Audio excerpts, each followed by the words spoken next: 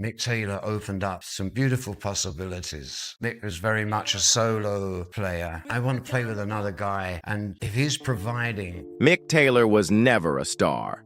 He was an aftershock, a sound that lingers long after the music stops. An artist who didn't need a stage to shine, nor lights to leave people speechless. He didn't join the Rolling Stones as a replacement, but as a new soul. One that carried the band from raw energy into deeper waters. A man of few words, but every note he played told a story. From the quiet streets of Hertfordshire to the sweltering studios where Sticky Fingers came to life, Mick Taylor breathed a refined blues breeze into a world of chaotic rock. He never had to scream for attention, never had to summon a crowd.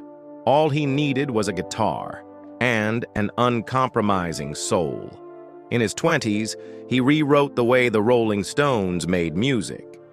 But just as the lights began to blaze, he was the first to walk away. He once stood at the heart of some of the greatest songs in history and then disappeared. No blame, no dramatic fall, just solos that continue to haunt. And a question that has echoed for decades. Why was this genius forgotten? The world remembers the loud ones, but sometimes it's the quiet ones who change everything. In this video, we'll retrace the journey of Mick Taylor, a genius who stepped out of the spotlight to protect the one thing that mattered most, the purity of music. Early life. Before the world ever heard the solos that made the Rolling Stones immortal, before he was ever called the greatest forgotten guitarist, there was just a boy, quiet, sensitive, and secretly bonded to the sound of a guitar. Michael Kevin Taylor was born on January 17, 1949, in Welwyn Garden City, a quiet suburb in Hertfordshire, England. His family wasn't poor, nor were they particularly well off. Everything was simply just enough. A modest home, simple meals, a life free of excess noise. But within that seemingly peaceful silence, an artist's soul began to awaken, not out of ambition, but from a kind of unnoticed loneliness.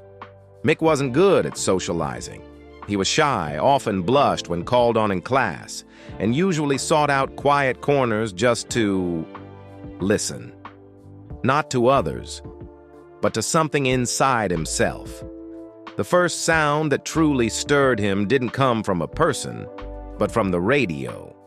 An old blues track by Elmore James. That was the moment he knew. He had found something. At age 9, Mick got his first guitar, a battered old thing bought secondhand. No one taught him, no books. He simply spent hours trying to make the guitar sound like the music in his head. And suddenly, the silent world around him had a voice. He didn't study theory. He didn't care about praise. But day after day, Mick listened and played along to Chuck Berry, Muddy Waters, B.B. King, Otis Rush. Not because anyone told him to, but because he couldn't not play. It wasn't passion. It was instinct, a refuge. The only way he could survive emotions he didn't know how to explain with words. At 13, Mick formed his first school band, the Juniors. No one thought a bunch of teenagers could record a single. But they did. Mick, still quiet as ever, only cared about one thing. Was the sound from his guitar matching what he heard in his mind? No one in his family truly understood what he was immersed in. To them, it was just a teenage hobby. But to Mick, it was everything. No one knew that when he shut his bedroom door, he wasn't just practicing, he was talking to himself through the guitar. And then, the turning point came at 17. One night, John Mayall's Bluesbreakers were performing locally. Their lead guitarist, Peter Green, was absent. Mick, still a shy student, was encouraged by friends to step in. He walked onto that stage, completely unprepared, and played as if he had been born for it. John Mayall called the next day. Mick Taylor became the new guitarist for one of the greatest blues bands in Britain. No trauma, no dramatic twist. Just a boy who had built a world of sound for himself in a time when no one thought it mattered. And that very world, one of discipline, emotion, and quiet isolation, quietly shaped a genius that the spotlight never fully revealed. Early career. When Mick Taylor stepped into the world of professional music, he was still a teenager, too young to drink, yet already capable of silencing an entire room with the sound of his guitar. In 1967, at just 17, Taylor officially joined John Mayall's Bluesbreakers, the same band that had launched two guitar legends, Eric Clapton and Peter Green. It wasn't just an opportunity, it was a seat most musicians hesitated to take. No one wanted to be compared to those who had already reached near mythical status, but Mick Taylor did it in a way no one expected, without noise, without flashy technique. He simply played, guided by intuition, with sensitive hands, and with emotions far deeper than most twice his age had ever accessed. During his time with the Bluesbreakers, Taylor recorded albums such as Crusade, 1967, Bare Wires, 1968, and Blues from Laurel Canyon, 1968. It was here that he began to shape his distinctive style, mesmerizing slide guitar, flowing like water, paired with phrasing that wept, nostalgic, yet sharp as a razor's edge. Though he was the youngest in the band, Taylor never tried to stand out. And yet, it was that very humility that set him apart. In an era when guitars often screamed for attention, inflated by ego and competition, he chose to step back, letting the pauses, the silences, and the trembling hands tell the story instead. John Mayall, famously demanding when it came to music, once said, "I don't know if he'll become a star, but I know one thing for sure. He's got the bluest heart I've ever met." Then destiny came knocking. In mid-1969, the Rolling Stones were in turmoil. Brian Jones, the band's co-founder, but had been sidelined due to addiction and mental instability.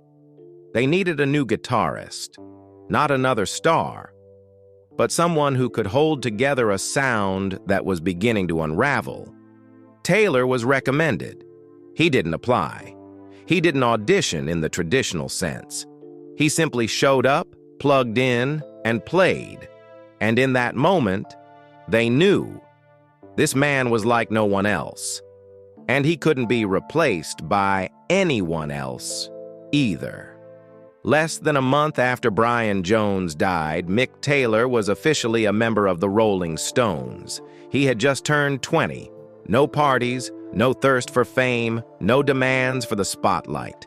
Taylor just wanted to play, and to play in his own way. But the world he had just entered was no longer the quiet little room back home. It was a tornado named the Rolling Stones. And once you're inside it, no one walks away untouched. Successful career. No one in the Rolling Stones truly understood what they had in their hands in 1969. All they knew was that Brian Jones was spiraling, Keith Richards was slipping out of control, and the band, after years of glory, was in desperate need of rebirth.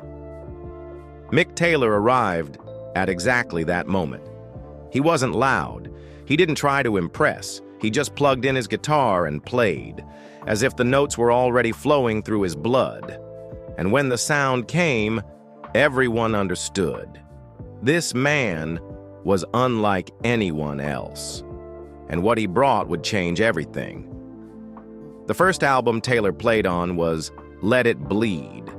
But his presence there was still just a glimpse. It wasn't until Sticky Fingers in 1971 that people truly heard Mick Taylor, heard the velvet soft, razor-sharp tones of his guitar. On Sway, his solo didn't aim to ignite. It existed to express pain. On Can't You Hear Me Knocking, the nearly 4-minute jam at the end wasn't part of the original arrangement. Taylor improvised it, and the entire band followed his lead. It wasn't just a song anymore. It was a moment, a kind of magic only someone deeply in tune with their musical soul could create. Taylor's genius lay in the fact that he never showed off. He never tried to stand out. But with just a few notes, an entire world of emotion opened up. Profound, intense, haunting. It was music that didn't need justification to reach your heart. It just was. From 1970 to 1973, the Rolling Stones entered what many consider their creative peak. The album Exile on Main Street is the most vivid example. Raw, chaotic, soaked in sweat, yet perhaps their most emotionally rich and complex record. And amid all the noise, horns, and pounding drums, it was Taylor's guitar that held it all together. On Shine a Light, his playing feels like a prayer rising from the darkest place. On Ventilator Blues, he plays as if each string is straining under emotional weight. No one had to speak. Mick Taylor spoke for them through his music.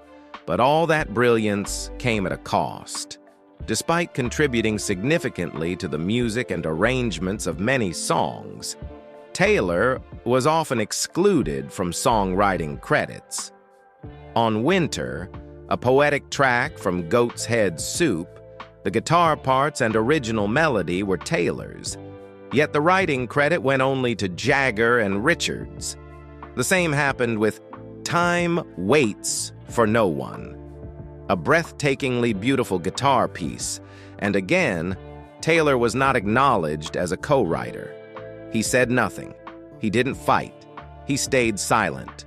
But silence, when it lasts long enough, becomes a crack. Behind the scenes, tension grew. Taylor began to feel alienated from Jagger, from Richards, even from the band he was helping redefine. The wild lifestyle, the endless parties, the drugs, the emotional chaos, and the power games within the group made him feel like an outsider. He had come to play music, not to fight over royalties, recognition, and control. The last album Taylor recorded with the Rolling Stones was It's Only Rock and Roll, 1974. But by then, even he admitted he no longer felt part of that music. Passion had turned into exhaustion, emotion into calculation, and music, the very thing that had once saved him from the silence of childhood, now made it hard to breathe. In December 1974, as the band prepared for a new chapter, Mick Taylor announced his departure. No press conference, no letter, no grand statement. Just a quiet decision and a silent exit with no explanation. He left the Rolling Stones at age 25, at the peak of the world. No one understood why, but perhaps Taylor had known all along. Real music can't survive in places where only fame matters. And sometimes, the only way to protect what's most precious is to walk away, even when the whole world is cheering you on. Turmoil, controversy, and silent shadows. Mick Taylor's departure from the Rolling Stones wasn't just a shock to fans. It was one of the most controversial acts of walking away from paradise in rock history. A genius leaving the biggest band in the world at their peak, without warning, without demands, without chasing fame. To outsiders, it was incomprehensible. But to Taylor, that decision had been quietly brewing for years, like a wound that never bled, yet never healed. Behind the band's iconic albums were tense meetings where his name was routinely omitted from songwriting credits. Taylor was not an ambitious man, but even he couldn't ignore the injustice. Time Waits for No One, Sway, Winter, songs deeply shaped by his musical contributions, were all credited solely to Jagger and Richards. He gently raised the issue, but promises to fix it later faded into an endless silence. Taylor never shouted at anyone, but according to someone in the studio, his eyes stopped shining when he walked into the room. The sense of isolation grew. Taylor was naturally introspective, serious, and perfectionist, but the Stones' environment at the time wasn't built for people like him. Drugs were everywhere. The parties never ended. Addiction, artificial highs, and a power politics dynamic among bandmates slowly pushed him away from the group's creative core. In a rare interview, he once said, "I didn't want to die for rock and roll." It sounded like a joke, but it was brutally honest.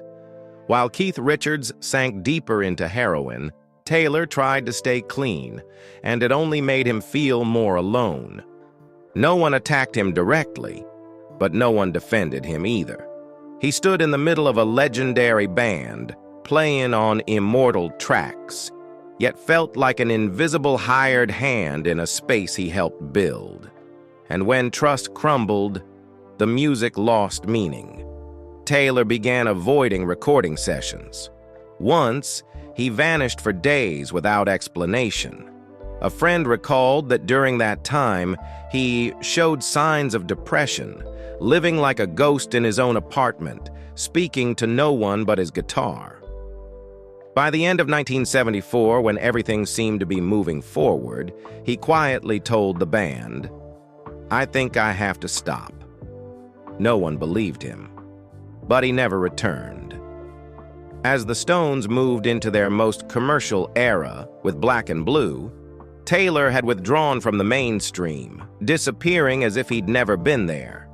He filed no lawsuits, released no memoirs, sold no backstage stories. He chose silence, and that silence only fueled more speculation. Rumors claimed Taylor had turned down millions in royalties to preserve his pride. Whispers suggested he had a brief period of heroin use after leaving the band, followed by severe depression. Some sources said he was nearly homeless for a time, without management, without legal counsel, with no one around him. But he neither confirmed nor denied any of it. He simply kept living and playing his own way. Taylor was invited to rejoin the Stones several times. First in 1981, then in 1989, and again for the 50th anniversary tour from 2012 to 2014. He appeared, played a few songs like Midnight Rambler, and stepped away again. No one understood why he didn't stay, but maybe for Taylor, just standing there once, with a guitar on his shoulder and the music roaring, was enough to close an old chapter. Some wounds remain unseen, but burn quietly over time. For Mick Taylor, the deepest shadow in his life was never a scandal. It was that he gave so much and never once asked for anything in return. And the cost of absolute honesty is this: sometimes the world forgets you. Personal life. When the stage lights fade and the applause dies down, what remains isn't glory, it's emptiness. For Mick Taylor, it was only after leaving the Rolling Stones that his personal life began to come into focus, like a stark cross-section between man and myth. He didn't choose seclusion because of overwhelming fame. He chose it because it was the only way to remain whole. In the turbulent decade following his departure from the band, Mick Taylor lived like a shadow of himself. No public statements, No high-profile solo career, no shocking headlines.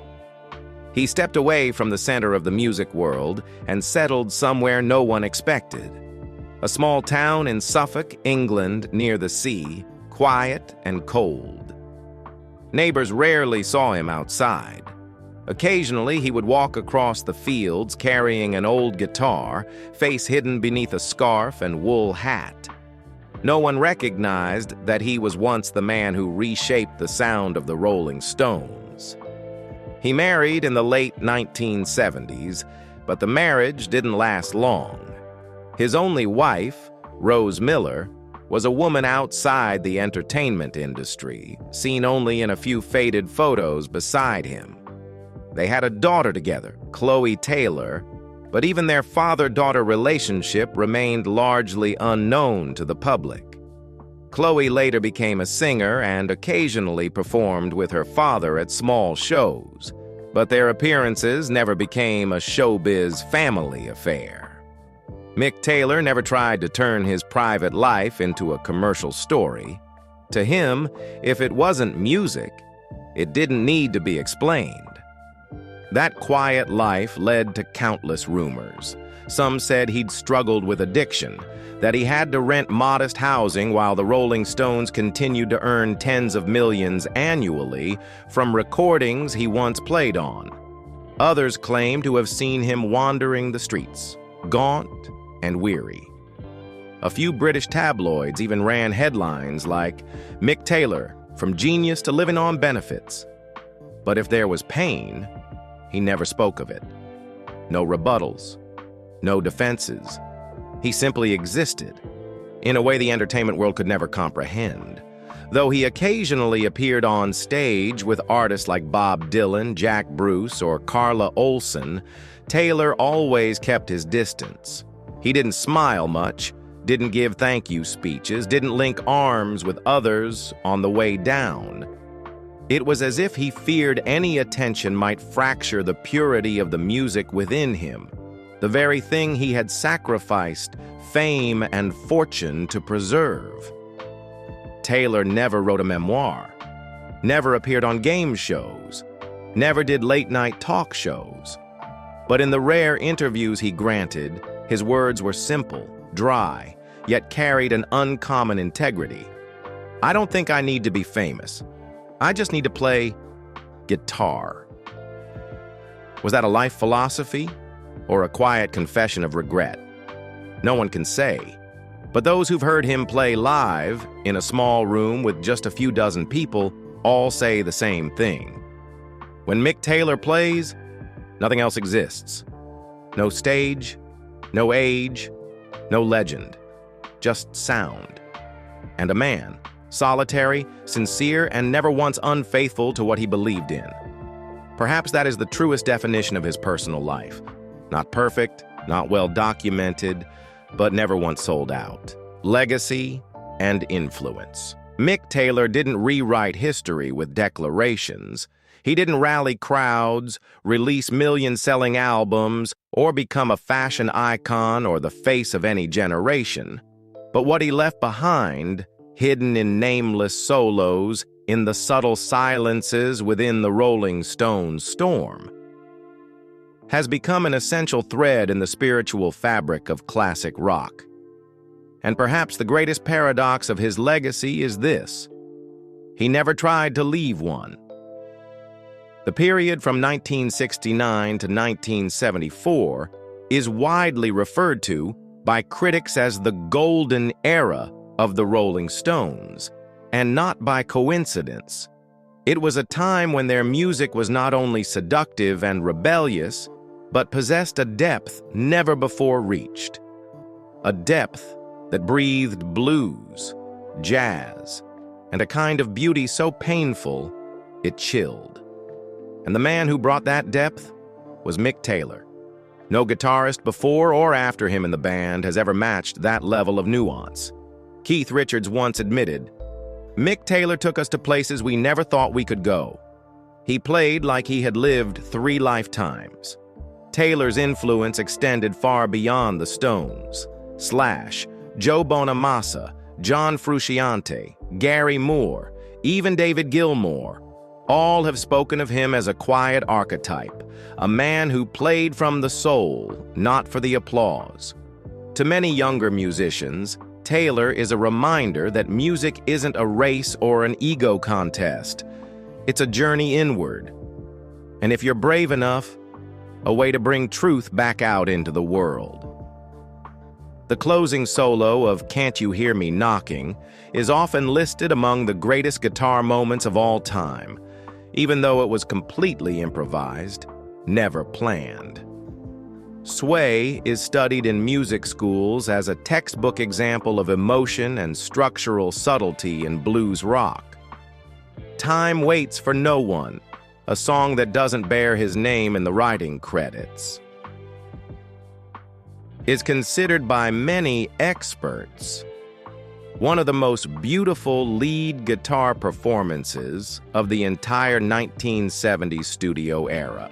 Taylor didn't chase technology. He didn't hide behind effects. He didn't bury his technique in noisy riffs. He simply chose the right note and let it ring at the right time, in the right place, with the right feeling. That's a skill no classroom can teach. It comes only from instinct and a soul that's been broken more than once.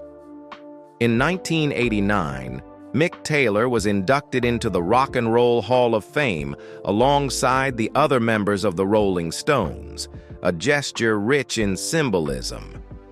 But he didn't give a speech, didn't create a tearful moment. He just stood there, hands in his pockets, nodded slightly, as if he knew he belonged, but didn't need anyone to confirm it. After years of silence, when he was invited to join the Stones again for the 50 and Counting tour from 2012 to 2014, he agreed to play just a few songs. Midnight Rambler, Sway, Can't You Hear Me Knocking, 3 pieces he had once made his own. Every time he stepped onto the stage, the crowd didn't scream like they did for Mick Jagger. They fell silent. They watched him. And when the guitar began to sing, some cried. Not from nostalgia, but because something that had never quite been named had returned. Mick Taylor's legacy doesn't sit on charts. It isn't measured in tours, followers, or net worth. It exists quietly, like an underground current in the bedrock of rock music. Steady, pure, and irreplaceable. He is the musician for those who listen, the artist for those who don't need idols, but need truth. And if music is a conversation between the soul and the world, then Mick Taylor, in all his silence and subtlety, said the things that millions of others could never find the words for. Mick Taylor was never a man of the spotlight. He didn't step forward for applause, nor did he step away to be missed. He simply left, like someone who had finished his part in the song, leaving the final silence for others to feel. In a music world that grows louder and more forgetful by the day, Taylor is a remnant of a time when emotion still mattered more than the lights. An artist who never betrayed himself, a man who carried loneliness all his life, and from it, crafted melodies that made others feel less alone.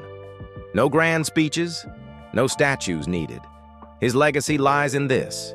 The moment his guitar plays, you know, a soul once lived, once loved, once lost, and left it all in the notes.